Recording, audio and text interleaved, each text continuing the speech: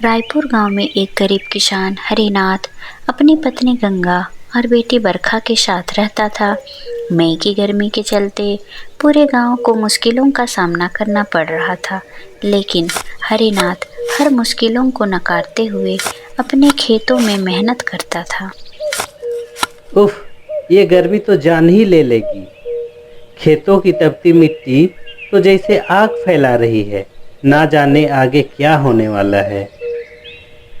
हाँ जी, आप ठीक कहते हो।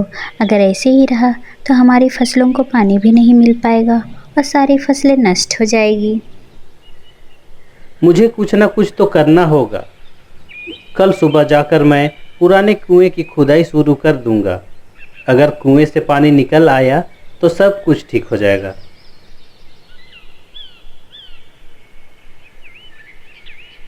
अगले दिन हरिनाथ अपने औजारों के साथ कुएं के पास पहुंच जाता है। अब ये कुआं ही मेरी आखिरी उम्मीद बचा है। अगर इसमें से पानी ना निकला तो मेरा परिवार भूखा मर जाएगा। अब हरिनाथ कुएं की खुदाई शुरू कर देता है। उसे देखकर गांव वाले हंसते हुए पास से गुजरते हैं। हरिनाथ तो जैसे पागल हो गया है। इतनी गर्मी में कुआं खोद रहा है। जब ऊपर से पानी ही नहीं बरस रहा तो नीचे से पानी कैसे निकलेगा भला। अरे, मुझे लगता है ये अकेले ही मिट्टी खोदते खोदते खुद ही उसमें समा जाएगा। हरिनाथ कुछ नहीं बोलता, बस चुपचाप अपने फावड़े की गति बढ़ा देता है, मानो हर ताना उसे और मजबूत बना रहा हो।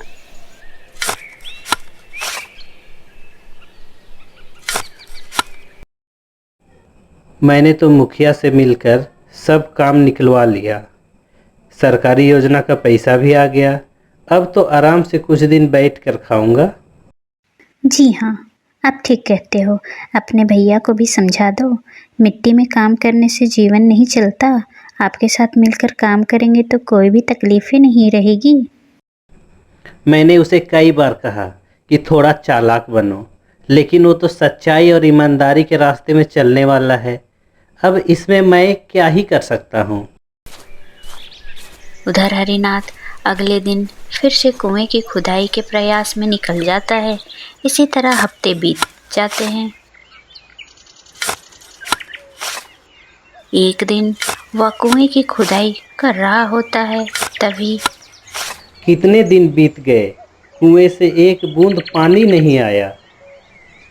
आज मैं पूरा जी जान लगा दूंगा। कैसे भी करके मुझे पानी चाहिए। इस तरह से हरिनाथ तपती धूप में खुदाई करने लगता है। तभी मिट्टी से एक सांप निकलकर उसके पैरों पर डस लेता है और उसकी मौत हो जाती है। इस तरह से अब गंगा का परिवार उजड़ गया था, लेकिन गंगा के साथ उसकी बेटी थी, जिसके लिए उसे हिम्मत रखनी थी।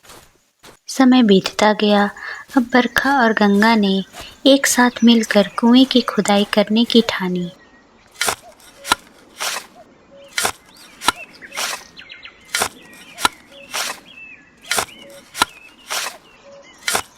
एक दिन गंगा और बरखा कुएं की खुदाई कर रही होती है। तभी गांव की कुछ औरतें वहां आ जाती है। अरे गंगा बहन, इस जानलेवा धूप में कब तक कुएं की खुदाई करोगी? आपको तो पता ही है, इस साल बारिश का कहीं भी नामो निशान तक नहीं है। जब बारिश नहीं हो रही तो कुएं में पानी कहाँ से होगा? हाँ बहन गायत्री ठीक कहती है। अगर आप दोनों इस तरह गर्मी में काम करती रही तो आप दोनों की तबीयत खराब हो सकती है। आप दोनों का कहना ठीक है, लेकिन बहन, इस कुएं की खुदाई मेरे पति की आखिरी इच्छा थी, इसलिए मैं खुदाई ज़रूर करूँगी। बाहर से सच कौन जान सकता है कि कुएं के अंदर पानी है या नहीं। कुछ समय बाद पूरा गांव पानी के लिए परेशान होने लगा, जिसके चलते गांव की महिलाओं ने गंगा के साथ कुएं की खुदाई करनी शुरू कर दी। कई दिन बीत गए, लेकिन खुदाई के दौरान कुएं में पानी की एक बूंद तक ना मिली। अब गांव की लगभग सभी महिलाओं ने उम्मीद छोड़ दी थी और खुदाई बंद करने का फैसला लिया। तभी अचानक एक दिन बादलों से तेज गड़गड़ाहट उठती है और चारों तरफ जोरदार बारिश होने लगती है। इसी के चलते कुएं में भी पानी भर जाता है। अब गांव की पानी संबंधित समस्याएं खत्म हो चुकी थी, लेकिन गंगा अभी भी गांव भर में गरीब थी। वह खेती करके कम दामों में ही अपनी फसल बेच पाती, जिससे उसका घर का खर्च चल पाना मुश्किल था। एक दिन गोपाल देखता है कि सभी लोग गंगा भाभी के कुएं से पानी ले जा रहे हैं और गांव भर में उसकी चर्चा चल रही है। जलन के चलते उसके कुएं की जमीन को हड़पनी चाहिए। अगले दिन वह कुछ कागजों के साथ गंगा के पास जाता है, लेकिन गंगा के मुकरने के बाद मामला आगे बढ़ता है और पंचायत बिठाई जाती है। गंगा, इस कागज के अनुसार तुम्हारे कुएं वाली जमीन गोपाल की है, इसलिए उस जमीन पर गोपाल का ही हक है। लेकिन सरपंच जी, परिवार के बंटवारे के समय तो गोपाल जी ने ऐसी कोई बात नहीं बताई थी, फिर अचानक से ये कागजात कहाँ से बन गए? अब गंगा की बात सुनकर पूरा गांव उसके साथ था, क्योंकि पूरे गांव को पता था कि गोपाल कैसा आदमी है। इस तरह से गोपाल की चाल पर पानी फिर जाता है और गांव वाले गांव की जमीन गोपाल के कब्जे से बचा लेते हैं।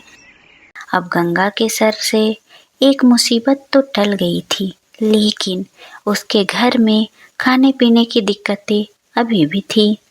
एक दिन कोई साधु महाराज उसके घर पर आते हैं। गर्मी के कारण उनका प्यास से बुरा हाल था। बेटा, घर में कोई है क्या? जी साधु महाराज, कहिए आपको क्या चाहिए?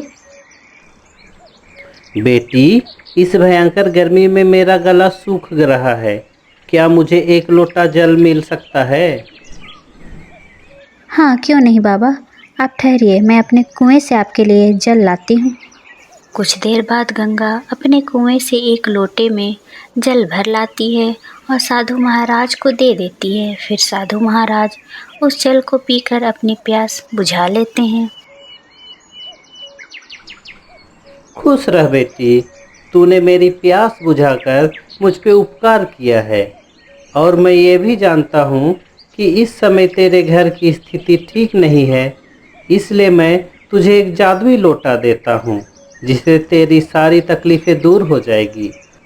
उस लोटे से जो भी तू बिना लालच किए मांगेगी, वह सब तुझे मिल जाएगा। अब गंगा के पास सच में एक जादुई लोटा था। वह उस लोटे से अपनी हर ज़रूरत पूरी करने लगती है। धीरे धीरे उसकी स्थिति सुधरने लगती है। इसी दौरान गोपाल को खबर लग जाती है कि गंगा के पास कोई चमत्कारी चीज़ मौजूद है, जो उसकी हर ज़रूरतों को पूरी कर देती है। एक दिन गोपाल गंगा के घर से गुजर रहा था, तभी वह खिड़की से देखता है कि गंगा सच में एक जादुई लोटे से कुछ मांग रही थी। ये जादुई लोटे, मेरे घर का राशन खत्म हो गया है, कृपया मेरे राशन की पूर्ति कर दो। तभी देखते ही देखते घर राशन से भर जाता है। अच्छा, तो ये है गंगा भाभी का असली राज, लेकिन ये लोटा तो सिर्फ मेरे ही पास होना चाहिए। खैर कोई बात नहीं, मैं इस लोटे को एक रात चोरी कर लूँगा, फिर मेरे पास सब कुछ होगा। अगले दिन रात में गोपाल दबे पांव गंगा के घर घुस जाता है और उसी जगह पर जाता है जहाँ पर लोटा रखा हुआ था। तभी वह बड़ी चालाकी से लोटे की चोरी कर लेता है। अब ये लोटा मेरा है, अब देखना मैं इस लोटे से कैसे अमीर बन जाऊंगा। लोटा चुरा कर वह अपने घर भाग जाता है और दरवाज़ा बंद करके राहत की सांस लेता है। गंगा भाभी ने तो इस लोटे से केवल अनाज मांगा था, मैं तो इससे सोना निकालूंगा, फिर देखना मैं कैसे गांव का अमीर आदमी बन जाऊंगा। कुछ देर बाद वह आरती को भी जगा देता है और सारी बातें बता देता है। क्या सच में ये लोटा हमारी मनमर्जी की हर चीज़ें दे सकता है? अब गोपाल उस लोटे से सोने के सिक्के और गहनों की मांग करने लगता है। ओ जादुई लोटे, मुझे ढेर सारे सोने के सिक्के और गहने दे दो। तभी पल भर में लोटे से सोने के सिक्के और गहने निकलकर जमीन पर इकट्ठा हो जाते हैं। ये देखो आरती, मैंने कहा था ना, ये सच में जादुई लोटा है। अब मैं गांव का सबसे रईस आदमी बन जाऊंगा। इतना सोना, ये सब मुझे चाहिए।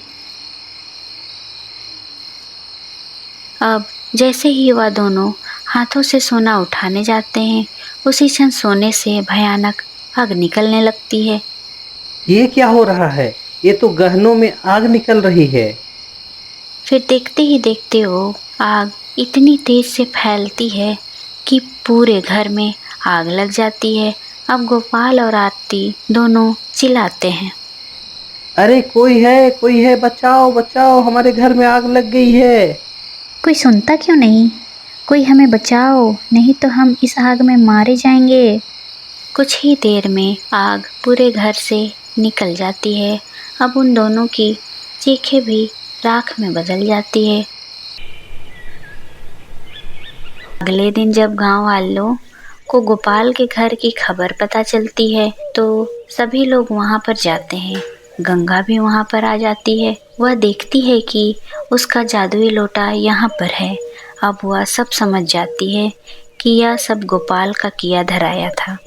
फिर गंगा उस लोटे को लेकर अपने घर लौट जाती है। समय बीतता है और फिर वह उसी जादू के लोटे से गांव भर में ज़रूरतमंद लोगों की मदद करने लगती है। एक दिन गंगा और बरखा एक साथ होती है। बेटी, अब सब कुछ ठीक हो जाएगा। हम इस लोटे का उपयोग अच्छे कामों में करेंगे और गांव भर की मदद करेंगे। हाँ माँ, अब तो गांव वालों की सभी तकलीफ़ें दूर हो गई है।